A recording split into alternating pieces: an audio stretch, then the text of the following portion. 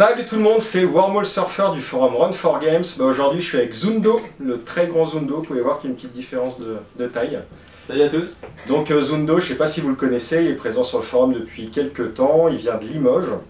Et aujourd'hui il est là pour nous parler du deck qui jouait à l'Open régional de Lyon le 18 janvier. Un deck assez sympa en HB qui a été designé avec lui et Félix, DevPact, c'est son pseudo. Donc le deck assez original et on voulait revenir dessus pour vous faire voir un petit peu ce qu'il en était. Donc on n'a pas pris les cartes, on a juste imprimé le deck et puis je pense que j'afficherai les cartes là derrière comme d'habitude. Donc alors ton deck c'est un HB qui se joue avec la première ID, c'est ça? Ouais, parce que clairement la première ID c'est probablement une des meilleures cartes du jeu. C'est un peu la seule ID voilà. HB valable. Non, il y a la deuxième qui est pas mal. Je pense que c'est même l'ID par excellence de Netrunner. Ouais, non, elle est vraiment. Tu poses une carte par tour quasiment tous les tours. C'est ça. Donc on s'est dit, cette carte est magique, il faut en faire quelque chose. Donc l'ID de base, ok. Voilà. Ensuite, donc, tu joues avec 10 agendas. Attends, je vais juste rapprocher là. Hop. 10 agendas, donc tu joues avec 2 ABT, donc Accelerated Beta Test. Pourquoi 2 et pas... Alors en fait, on n'est pas parti d'ABT. ABT, c'est vraiment la carte en plus dans notre deck. Ouais. On est parti de False Lead en fait. On adore False Lead. Ouais. Bon, nous on s'est dit, tant qu'on peut jouer 3 False Lead dans un deck, on en jouera tout le temps 3. Donc 3 False Lead parce que c'est probablement le meilleur agenda du jeu. Tu peux... Ah bah t'as une maîtrise du tour faire avec ça, c'est vraiment, vraiment bien. Ouais. Donc 3 False Lead, ça c'était une évidence. 2 ABT, 2 Core Power, 3 projets Votan, donc en tout tu as 10 agendas. Voilà. Relativement compact, enfin ni trop peu ni trop tout court. Donc ABT, tu te sers de la capa, je suppose. Ça te sert à poser des grosses ice. Si un Jackson est posé. Ouais, bah oui. Mais pas tout le temps finalement parce qu'il n'y a pas d'énormes ice dans le deck. Ouais. On va y venir après voilà. Les ice, mais... Alors finalement le deck à la base il a été créé sur un modèle d'argent. On voulait vraiment faire énormément d'argent. En général quand on finit une partie on a plus de 40 crédits. Donc on voulait vraiment tout centrer sur l'argent. Et sur H, parce que finalement un H c'est énorme un H. C'est un H dans un remote. Ça devient extrêmement difficile. Et si t'es plus riche que le runner passe pas, il est obligé de revenir derrière. Voilà. Et si t'as un troubleshooter sur un destroyer, c'est pareil, c'est incontrable. Et donc il nous faut être excessivement riche pour gagner en HB. Alors attends, ce qu'on va faire, c'est que je vais juste annoncer un petit peu la liste du deck. Ouais. Et puis après tu vas nous expliquer. Donc les agendas, il y en a 10. Il y a 2 Accelerated Beta Test. Il y a 2 Corporatoires, 3 False Lead, 3 Project Votan, donc 10 agendas. Des assets, il y en a pas mal, il y en a 12, 3 Adonis, 2 Alix, 1 Eve, 3 Jackson, 3 Pad Campaign. Des upgrades, il y a 3 H, 1 Corpo Troubleshooter.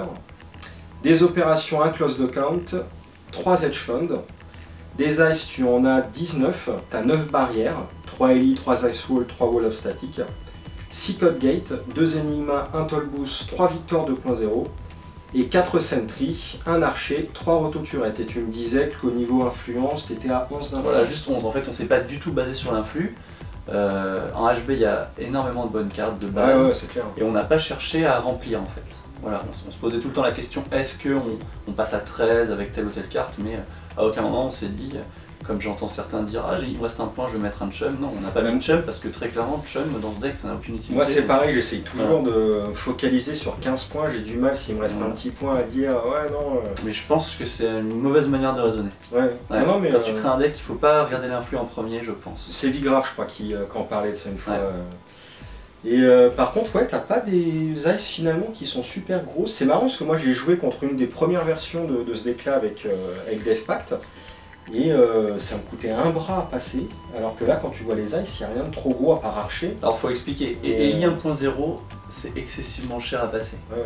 Eli 1.0 c'est peut-être la meilleure ice du jeu. Elle est très bien. C'est pour ça qu'elle a sa promo d'ailleurs chez FFG, parce que c'est très clairement la meilleure ice du jeu je pense. C'est une barrière qui coûte 4 à corrodeur. Ouais. En crédit pur, elle coûte 4 à corrodeur, donc c'est très cher. Ou 2 clics, 2 clics c'est excessivement cher. Donc voilà, les Victor 2.0 c'est un peu dans le même genre. Eli elle est vraiment bien. C'est pour ça qu'on joue les Wotan, parce qu'on a les Victor et les Eli. Et on s'est dit, plutôt qu'un Priority Rec qui nous qui révélerait plus ou moins les ice. Oui.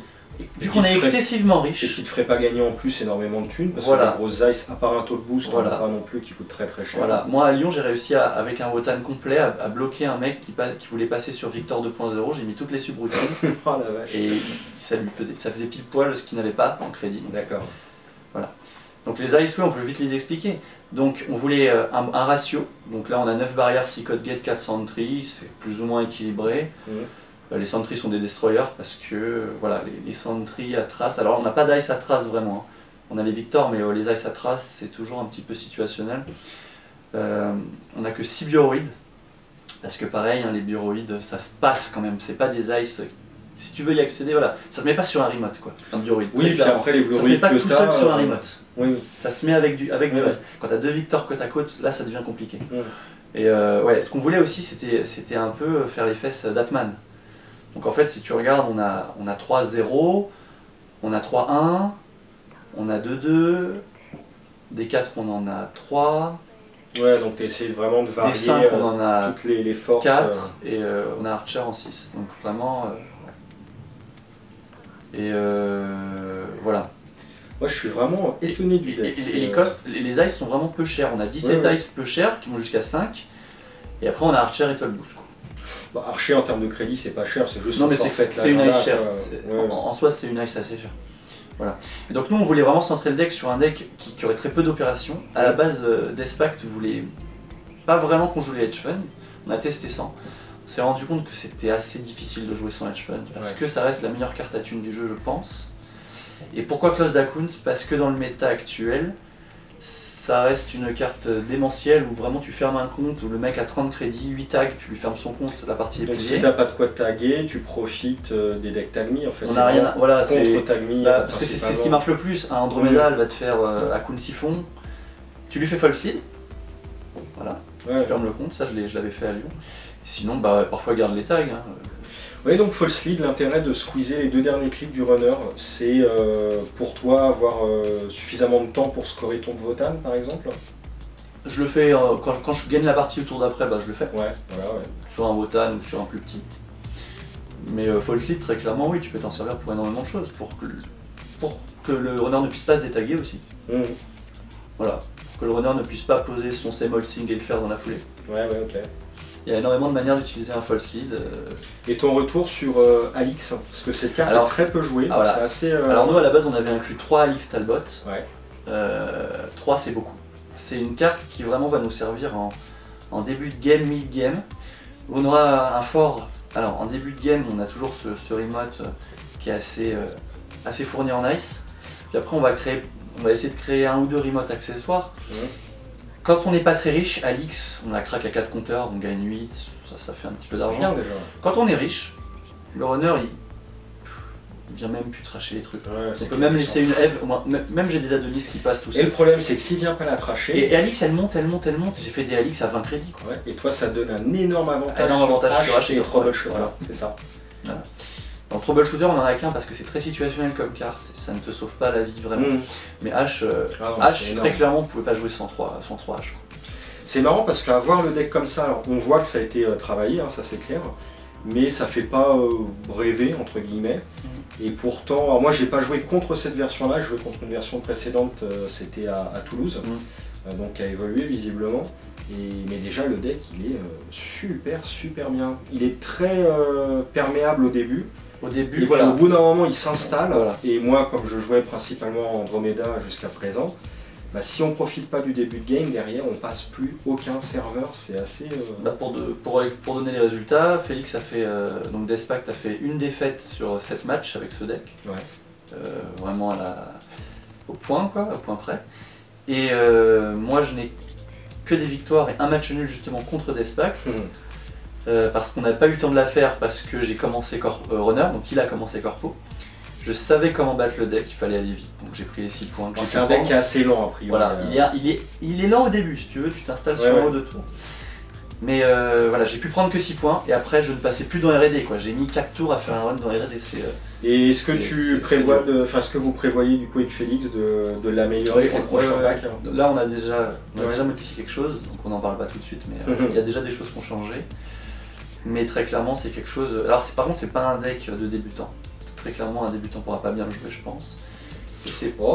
Non, parce que c'est assez compliqué en fait. Il faut réussir à trouver le tempo. C'est pas un deck. Tu vois, c'est pas le deck où tu vas te faire ton hedge fund et après tu fais ton biocycle à bord le tour d'après et tu sors ton agenda. Et Despax disait qu'il faut pas hésiter à sacrifier 4 ou limite même 6 points. Dans beaucoup de parties, je les ai gagnés 10-6. Voilà. Je gagne souvent 10-6. C'est peut-être dans ce sens-là où effectivement ça peut faire peur quand on débutant à se dire ouais, peut-être. Mais ouais, c'est clairement un deck. Voilà, il faut le jouer beaucoup pour comprendre comment le jouer contre les différents types de runners. De toute façon, après, c'est aussi du netrunner, ça. Hein. Voilà. Plus tu joues ton deck, plus tu le maîtrises, plus tu peux l'adapter à ce qu'il y a en face. Mais disons qu'actuellement, les runners savent pas vraiment jouer contre. Ben oui. Alors, lui et moi, on sait plus ou moins, mais même en sachant, on a beaucoup de mal. Parce que, je donne l'exemple de la Eve, on n'en a qu'une. C'est une carte chère. Mais c'est une carte qui bloque un peu Hakoun, c'est une carte qui donne 11 crédits quand même, à long terme. Et Eve, c'est typiquement une carte que les gens ont peur de tracher. Ah bah ça coûte un rein. Alors qu'il faut le faire. Mais voilà, et quand il suffit de poser une ice devant. Et c'est fini. On l'arrêtera jamais, le mec il ira même pas. Surtout si t'as un peu de thune, le mec il se dira qu'est-ce qu'il va me raiser. Voilà. Enfin, en fait c'est un deck, c'est vraiment le deck être riche pour riche. Donc voilà. Voilà, c'est ça. Et puis même quand on est très pauvre, on peut repartir avec ce deck. Et puis je crois que ce qui m'a fait le plus plaisir quand j'ai joué à Lyon avec ce deck, c'est scorer des corporate wars. Parce que le mec se dit, ça y est, il est repassé à 20 crédits en fait. Non, 27. Non, 27, bam. Aïe. Les corporate wars, c'est très clairement un agenda qu'on adore aussi. On en a que 2 parce que voilà, c'est un 4-2. Tu joues pas Vitruvius. T'as 2 corpo wars, enfin t'as des agendas à 2 points. Et tu préfères corpo war à Vitruvius. Pourquoi? Alors en fait, donc il faut comprendre que donc on a d'abord mis les false lead. Ouais. Ensuite, on a mis les Wotan pour vraiment pour un 5-3. Il existe 3 5-3. Pour un 5-3 qui était dans le deck mieux qu'un priority. Voilà, et puis aussi que celle qui se clique pour piocher 5 cartes. Ouais. Ça n'avait pas d'utilité dans le deck. Et après, donc on voulait inclure 4 autres agendas, 3-2 ou 4-2. Et en fait, bon, bêta test c'est quand même un gros boost. Quand t'as Jackson, t'hésites pas à le faire, tu peux choper, même quand tu chopes une ice. Contre Vrash, j'avais chopé un Toll Boost par exemple, j'ai mis sur archive, il n'y est jamais allé, ce qui m'a fait gagner d'ailleurs, parce qu'il y avait 4 points, il y avait 4 agendas à la trash, donc il gagnait automatiquement, il avait déjà 6 points. Et donc on s'est dit, bêta test, ok c'est cool.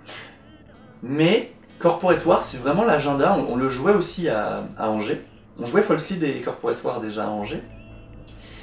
Niveau tunes, ça te redonne ce boost que tu as utilisé pour le scorer en fait. Demande, si tu as un Vitruvius qui est un 3-2 de base, tu peux le scorer de base pour un 3-2.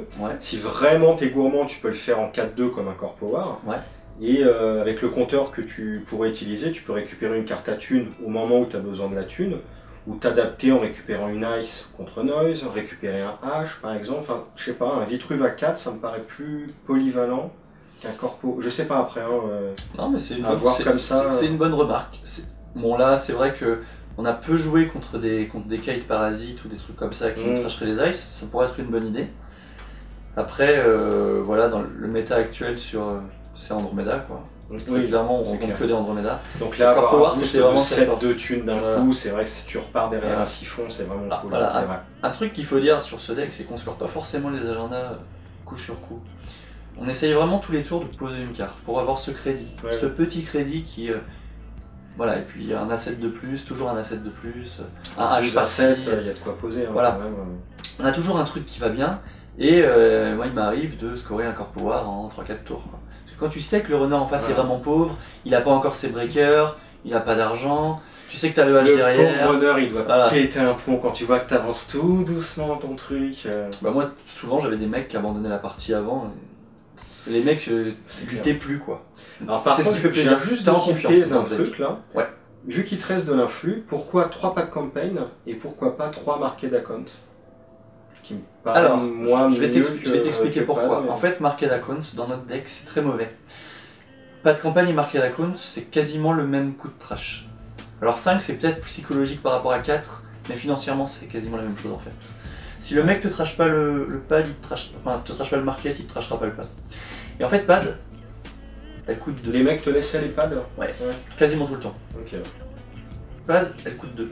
Marque, elle est gratuite. Mais marque, faut l'appliquer tous les 3 tours. on n'a pas le... Voilà, on va pas cliquer. Ouais, mais dans l'optique de ton deck, tu n'as pas forcément d'avoir besoin de 3 clics successifs parce que tu scores petit à petit, a priori. Ouais, mais on a toujours un truc à poser, des cartes à piocher, non, on a toujours un truc à faire. Et Marc, on l'a testé. On a aussi testé Private Contract, c'est ça? Ouais, non, mais celle-là... C'est pas mal dans des NBN, ces cartes-là. Donc du coup, ouais, pas de campagne, tu préfères à Market Account. Surtout parce que les parties durent très longtemps. Ils s'éternisent. Les parties durent très très longtemps. C'est le problème problème de ce deck. Tu es obligé de la charger tous les 3 tours, tu vas perdre. Voilà. Non, mais c'est clair. Et avec ce deck, on est souvent à la time limit aussi, donc là, on a quand même essayé de le jouer un peu plus. Moi, je fais aussi souvent à la time limit, mais pour d'autres raisons. Ouais, voilà. Mais non, très clairement, pas de campagne, ça reste une excellente carte à thunes. Ok. Bah écoute, je pense qu'on... Enfin, on peut pas te dire tout sur un deck, parce que le mieux, c'est de le tester, de toute façon. Mais on a vu un petit peu les agendas, les assets, t'es blindé de thunes, les upgrades, c'est la fête. Bah, on ne peut qu'encourager les spectateurs à essayer le deck. Et non, franchement, il est super Testez-le, cool. Testez-le, ouais. Et bah, indiquez-nous ce que vous en pensez, si vous avez aimé, si ça vous correspond ou pas, parce qu'on a tous une manière de jouer différente. Et voilà. Bah, moi, je pense que je vais tester. Je suis curieux de voir les évolutions que vous allez apporter. Bah, pour l'Open, non, le Store Championship de Angers, c'est ça? Ouais, c'est quand? Le 22 février, je crois. Ouais. Voilà, on aura une nouvelle version. Donc, bah voilà, bah, c'était le deck de Death Pact et Zundo. Et bah voilà, on vous dit à bientôt. Et merci beaucoup. Salut! Salut!